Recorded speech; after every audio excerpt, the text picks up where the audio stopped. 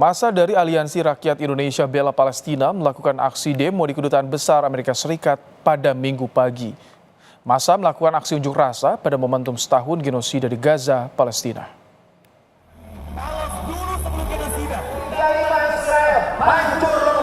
Aksi bela Palestina ini digelar untuk memperingati 1 tahun genosida Israel di Palestina, sekaligus memperingati 76 tahun konflik Israel dengan Palestina. Massa juga mengajukan 7 tuntutan pada aksi, salah satunya yaitu menuntut pemerintah Indonesia untuk memperjuangkan kemerdekaan Palestina. Pesan ini juga ditujukan kepada Presiden terpilih Prabowo Subianto di masa pemerintahannya yang baru.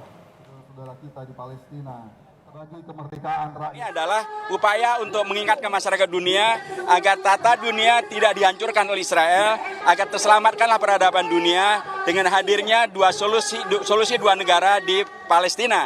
Dan kami juga ingin mengingatkan pada pemerintahan baru yang akan dilantik tanggal 20 Oktober yang akan datang, agar benar-benar melanjutkan komitmen dan konsistensi sikap Indonesia membela Palestina, menolak penjajahan Israel, melaksanakan perintah konstitusi.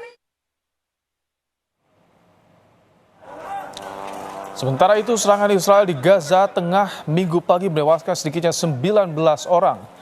Serangan menghantam sebuah masjid yang menampung para pengungsi di dekat rumah sakit Martir Al-Aqsa di kota Deir al-Balah, Gaza Tengah, Palestina.